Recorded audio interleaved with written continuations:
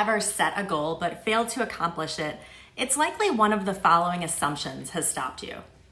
On the surface, these things can all seem reasonable, but sadly, they're all myths. Really, truly, all of them. Okay, disclaimer here. This video is going to feel like some tough love, but it's the good kind of tough love. That kind of tough love that makes you feel motivated to get things done the right way. Okay, let's buckle into this with the mindset of knowledge is power. We're going to talk about goals, focusing on what gets in the way of accomplishing goals, and then also what we can do about it.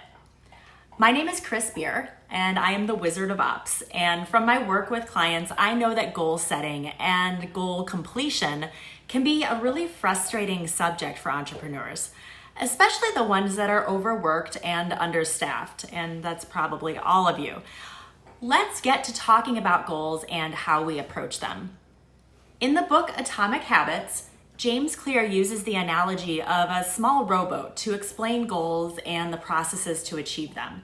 He likens the goal to the rudder on the boat. So picture this. The goal sets your direction, and then it determines where you want to go. If you commit to one goal, the rudder, of course, stays going in one direction, and you move consistently along that path. But when you keep changing your focus or have multiple goals, your rudder is going to move all around, and it's, of course, easy to find yourself rowing in circles, i.e. going nowhere. So he goes on to explain that there is another part of the boat that is even more important than the rudder, and that is the oars. If the rudder is your goal, then the oars are your processes for achieving it. While the rudder determines your direction, it's the oars that are the most essential because they determine your progress, the steps to get there, to the end state. Even if you've heard that analogy before, take a moment and let it sink in. Be honest with yourself. When you set goals, how realistic are you being about how much you can take on? And then once you commit to a goal, do you really commit to a process, a clear set of milestones that mark how you achieve that goal? Do you ever get discouraged by doubt that you can get things done? It happens to the best of us. In the interest of setting ourselves up for success, let's start by breaking down some myths. Let's understand what gets in the way of us accomplishing our goals. So here are a few examples of the things that we tell ourselves. Does any of this sound familiar? Goals don't work. My business is too unpredictable. If I don't reach my goal, I'm a failure. Goals can only be started at the beginning of the month or the quarter or the year. And I don't have time for this. Listen, those are all very common things, and the most important thing here is awareness. Awareness is essential. And now that we know the little mind games that stand between us and our goals, here's a 4-step process for moving beyond those myths and defining goals that you'll actually accomplish. So step number 1 in that process is to set the right goals. Oftentimes, we as entrepreneurs get so wrapped up in working in our businesses that we lose sight of what's really important. We work tirelessly, but it's not always on the things that impact the business.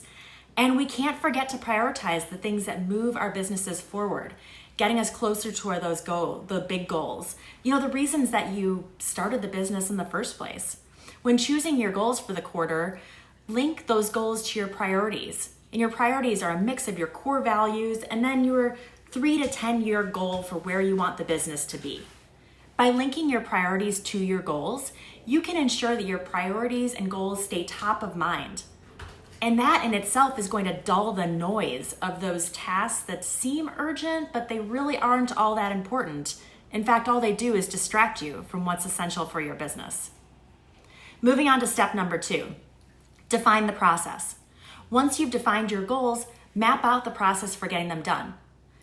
You all know that classic framework, the acronym SMART, which is specific, measurable, attainable, relevant, and time-bound. Don't skip this part. As cheesy as it sounds, the adage, failing to plan is planning to fail, it's true. We all know it because we've been there. We have all named goals without naming the specifics that it will take to get there, and that's a recipe for failure. So make sure that you get smart with your goals. And by that, breaking it down, I mean specific. Get crystal clear in what your goal is and note the steps that you're going to take to get there. Break it down. Measurable. Specificity is a solid start, but quantifying your goal, that is making sure that it's measurable, makes it easier to track the progress and know when you've actually reached that finish line. Attainable.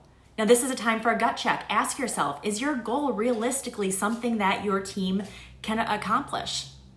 Relevant.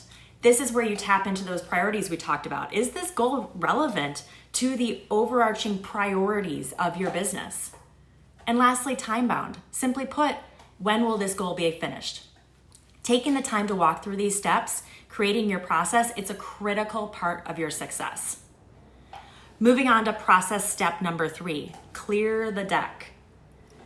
These goals, these are your number one priorities, and that means that something's got to give in order for you to have the time and energy to get those goals over the finish line. Using the EOS Delegate and Elevate tool can give you the space to focus on what's most important, therefore allowing you to make the best use of your time and talents. And lastly, process step number 4. Build in some accountability. Find someone who can support and encourage you as you work towards your goal. A positive support system can make all the difference in helping you stay committed. If you encounter a blocker, talk it out with your accountability partner. On the flip side, if you have a win, celebrate the hell out of it. This will encourage you to stay motivated and keep working towards that final goal. When you set a goal, it's uncomfortable. It's like putting your neck out there. You're making yourself vulnerable to possible disappointment and failure. But what's so worth it is that feeling that you get when you actually achieve your goal. I know it's uncomfortable to put yourself in this position, but as an entrepreneur, you have to be doing whatever it takes to reach those goals, and a lot of that comes with the actual planning and process. Don't be afraid to go after those big goals and go after them with everything you've got. Just make sure to do it in a systematic fashion that sets you up for success. The payoff is definitely worth the time that you'll put into it. So in closing, I want to know, this is a system for goals. What's the best system that you've ever put in place for bettering your business? As the Wizard of Ops, I believe in better living through systems. Please watch my other videos for more on simple, organized systems that will give you more time and energy for your personal and professional life. Thanks for tuning in. Happy learning.